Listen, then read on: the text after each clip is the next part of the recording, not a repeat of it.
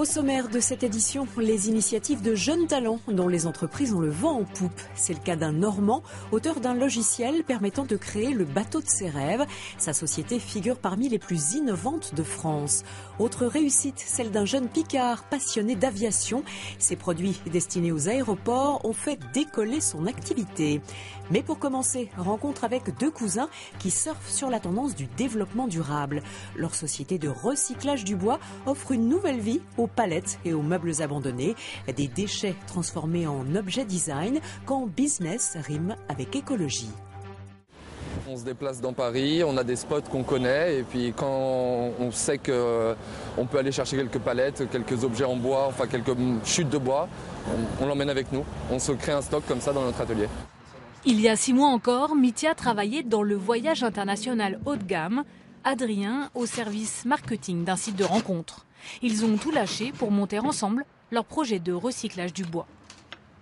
C'est l'association de deux cousins qui sont comme des frères, qui ont décidé de faire quelque chose ensemble, qui ont grandi ensemble et qui ont mis leurs deux têtes et leur volonté dans un nouveau projet. On s'est dit que notre association pouvait avoir, en plus d'un intérêt de business, pouvait avoir une vraie démarche. On est dans une génération où l'écologie est très importante, où il y a une grande déforestation, où notre société jette tout. Et on trouve que c'est important de pouvoir redonner vie aux choses, de recycler. Recyclage et système D, matières premières gratuites, outils payés grâce à un concours photo, les cousins font rimer éthique économique et frais réduits pour proposer aux clients des produits design, écolo et abordables. Ces planchettes, c'est le dernier élément de toute une batterie de cuisine réalisée pour l'ouverture de ce restaurant. On a fait ce meuble à serviettes pour les serviettes des habitués, les ouvre-bouteilles avec un esprit recyclage, avec un tire-bouchon, avec un clou au bout. Et on a aussi fait des planches à charcuterie avec du bois qu'on a aussi récupéré et du carrelage. Mithya et Adrien l'ont bien compris, le recyclage jeune et tendance séduit des entreprises soucieuses de leur image. Encore faut-il en vivre.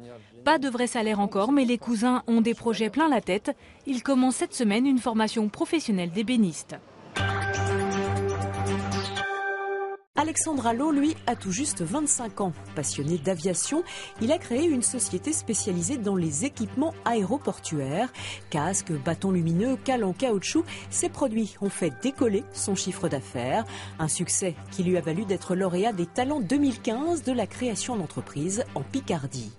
Une livraison express. Je t'en ai mis 20 plus 2 en sup. Okay. Une oreille attentive. Toi, le marquage, tu peux le faire, toi, ou pas? Je peux faire une gravure dessus. Alexandre Allot s'est vite fait remarquer par ses clients, les aéroports. C'est moi, à bientôt. Qu'est-ce que vous avez livré là? Des bâtons lumineux. Ça sert à quoi? En fait, c'est pour le guidage des avions au niveau du parquage, donc l'assistance pour pouvoir guider le pilote. Ses connaissances en aéronautique, le jeune entrepreneur les doit à sa propre expérience. Embauché 3 ans chez un équipementier aéroportuaire comme stagiaire, puis responsable de clientèle, il connaît bien le sujet et les besoins de ses clients.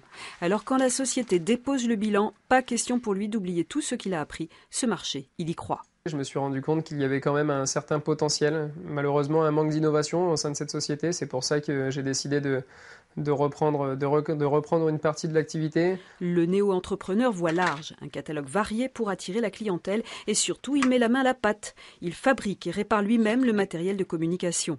L'affaire décolle, en 3 mois, les commandes se multiplient. Pour y faire face, Alexandre doit investir. Sans hésiter, son père lui offre un coup de pouce financier. C'est un travailleur et en plus il a la baraka comme on dit, donc il a tout pour y réussir et je suis sûr qu'il réussira. En moins de 2 ans, le jeune homme a augmenté son chiffre d'affaires de près de 60%. Une réussite qui lui permet aujourd'hui de se verser un salaire et bientôt d'embaucher. Déjà l'arrivée du premier salarié à partir de novembre, ça marque déjà un point décisif sur l'avancement de la société. Et également concernant le développement de la société, davantage de produits toujours diversifiés, mais toujours pour les aéroports. Dans 1 mois, Alexandre Allot et son salarié s'installeront dans de nouveaux locaux, prêts à s'envoler pour de nouvelles aventures. Après le ciel, la mer, avec un jeune Normand passionné de navigation. Architecte naval, il a créé un logiciel qui permet de concevoir le bateau de ses rêves. Ergonomie, couleurs, matériaux, on peut dessiner en 3D son navire sur mesure. Le jeune concepteur, lui, vogue déjà sur les flots du succès. C'est un rêve devenu réalité, un monocoque en composite de 10 mètres de long équipé d'un gréement en carbone et d'une quille relevable que son propriétaire a d'abord conçu virtuellement grâce à ce logiciel imaginé par un jeune architecte naval.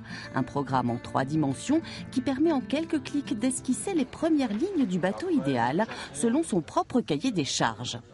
La particularité de ce bateau, du Paro A34, c'est qu'il a été initié, sa conception a été débutée par le propriétaire. Que ce soit la quille relevable, que ce soit le mât en carbone, c'est lui qui est venu dessiner ces éléments-là dans le logiciel et ensuite on est venu réaliser les plans du bateau. Il avait besoin de réfléchir à ce qu'il voulait et le logiciel lui a permis de le faire. Entre 2000 et 3000 heures d'études ont été nécessaires à la mise au point de ce logiciel, joliment baptisé « Dessine-moi un bateau » du sur-mesure dans les limites du réalisme. Dans Dessine-moi un bateau, on ne peut pas faire des choses complètement folkloriques, c'est-à-dire un bateau qui serait trop étroit pour perdre en stabilité, etc. Toutes les carènes de Dessine-moi un bateau sont totalement stables et réalistes, mais à l'intérieur de ces carènes, vous pouvez faire ce que vous voulez. Que ce soit des équipements de pont, des équipements de protection, du gréement, de la motorisation, on a plus de 2000 éléments que l'on peut rentrer dans le bateau et pour lesquels on peut changer les textures, les matériaux, les couleurs pour réellement personnaliser son projet. Là, désormais, on peut rêver avec un logiciel et je pense que c'est un succès à partir du moment où on a une grande quantité de personnes qui utilisent régulièrement ce logiciel. 3 ans après son lancement, plus de 4000 personnes utilisent régulièrement cet outil interactif et 3 clients sont en train de concrétiser leur rêve. Un rêve qui n'a pas de prix. Une version du logiciel est disponible gratuitement sur Internet.